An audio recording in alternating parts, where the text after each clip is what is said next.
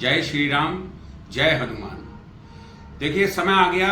आज हमें जो भूमिका निभानी है, हनुमान की भूमिका नहीं निभा सकते, लेकिन हम वानरों की, वानर भालू आदि की भूमिका तो निभा सकते हैं, जिन्होंने भगवान का साथ दिया, भगवान का सहयोग किया। देखिए, परमात्मा जो कुछ करने वाले हैं वो परमात्मा हम सभी जानते हैं। आज नाना प्रकार की बातें बन रही हैं। कोई कह रहा है कि मुहूर्त नहीं है, कोई कह रहा है कि मंदिर पूरा नहीं हुआ। देखिए, परमात्मा की इच्छा से जो कुछ होता है, परमात्मा की इच्छा से होता है, और ये बलवान इच्छा है। परमात्मा की इच्छा ही बलवान होती है। हम सब, आप सब जो है ना, परमात्मा के आगे बहुत तुच्छ हैं। भले हम कितनी ज्ञानी बन जाए, कितने ही बड़े शंकराचार्य बन जाए, कुछ भी बन जाए, परंतु परमात्मा ने यदि हमसे काम लेना है तो वो निश्चित है, पक्का है, परमात्मा हमसे काम ले लेंगे। तो बड़ा ही उल्लास का समय है। ऐसे समय पर, जिस समय को देखने के लिए कितने समय से लोग तरस रहे थे, बहुत समय ऐसा बीत गया। देखिए, कितने वर्षों से वो जो बलिदान दिया कार्य सेवकों ने भगवान के लिए, उस मंदिर के लिए अपने प्राण दे दिए, प्राणों की आहुति दे दी।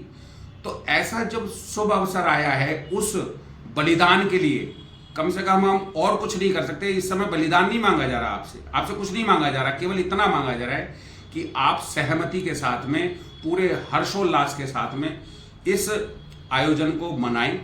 जो लोग नहीं जा सकते, कोई बात नहीं है, परमात्मा हर जगह व्याप्त है, राम हर जगह व्याप्त है। जहां जिसको अपने घर में जैसी भी व्यवस्था हो, भगवान का एक तरह से जैसे प्राकट्य उत्सव मनाया जाता है ना, क्योंकि परमात्मा जो है प्रकट होते हैं, ईश्वर प्रकट होता है, जन्म नहीं लेता परमात्मा। भय प्रकट कृपाला दीन दयाला कौशल्या हितकारी, ऐसे भगवान राम जो प्रकट हुए, उनकी प्राण प्रतिष्ठा होने जा रही है। देखिए, करने कराने वाले हम, प्राण प्रतिष्ठा करने वाले हम कौन हैं? सबसे बड़ी बात तो यह है कि हम साक्ष्य बन रहे हैं इस समय के कि राम मंदिर के अंदर भगवान राम की प्राण प्रतिष्ठा हो रही है। इन बातों को भूल जाइए, सब बातों को भूल जाइए, जातिवाद सब कुछ भूल जाइए, केवल राममय हो जाइए। मैं काफी समय से सोच रहा था कि कुछ वो समय मुझे याद आता है।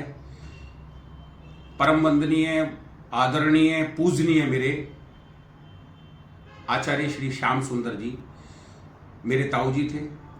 अभी इस दुनिया में वो नहीं है, परंतु उन्होंने जिस समय पर कार्य सेवकों ने बलिदान दिया, तो उसी समय पर उन्होंने कुछ पंक्तियां लिखी थी, वो मुझे याद आती है। और आज भी मैं, उन्होंने जो पुस्तक लिखी थी उस समय छपवाई थी, लेकिन उस समय शासन कुछ इस प्रकार का था, दुष्टों का शासन था।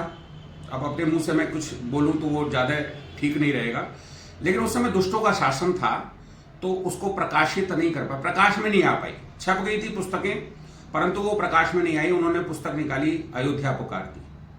तो कार्य सेवकों ने जो बलिदान दिया, उस समय की वो कविता मुझे याद आती है, और बहुत दिल से मैं उसको, मैंने एक बार पढ़ी, बस मुझे याद हो गई वो। कार्तिकी के एकादशी, कार्तिके का मयूर, के काओ से कार्य सेवकों को टेरने लगा। उधर दुशासन का, ये शब्द आप समझ लें, उधर दुशासन का पाकर इशारा, एक निज सीमा रक्षा बल सीमा घेरने लगा। मुलायम पुलिस जवानों में मिठाइयों के पैकेटों में शुभ कामना बिखेरने लगा। और देख देख कौतुकों को कार्य सेवकों का दल, दांत भींच अपनी आंखें तरेरने लगा। ये पंक्तियां अयोध्या पुकारती, जो पुस्तक मेरे ताऊ जी ने, आचार्य श्री श्याम सुंदर जी ने, ये काफ़ी कविताएं हैं उन्होंने, ये विशेष उनकी प्रस्तुति थी। उनकी याद में मैंने उनको याद किया, क्योंकि ऐसा अवसर है कि उन्होंने पूरे बड़े खिन्न होकर जो है ना, क्योंकि उस समय जो कार्य सेवकों के साथ में जो हुआ, सबको पता है, सबको विदित है कि जो स्थिति बनी, उनका बलिदान हम कुछ नहीं कर सकते। आप ये सोचिए कि ये समय उनको भी हम याद कर रहे हैं, उनको समर्पित कर दें, बड़े धूमधाम से मनाएं, हनुमान चालीसा करें, राम रक्षा स्तोत्र करें, जितना हो सके। कुछ नहीं कर सकते हैं आप तो सीताराम का जाप करें, आपने भगवान की शरणागति लेते हुए, भगवान का स्मरण करते हुए।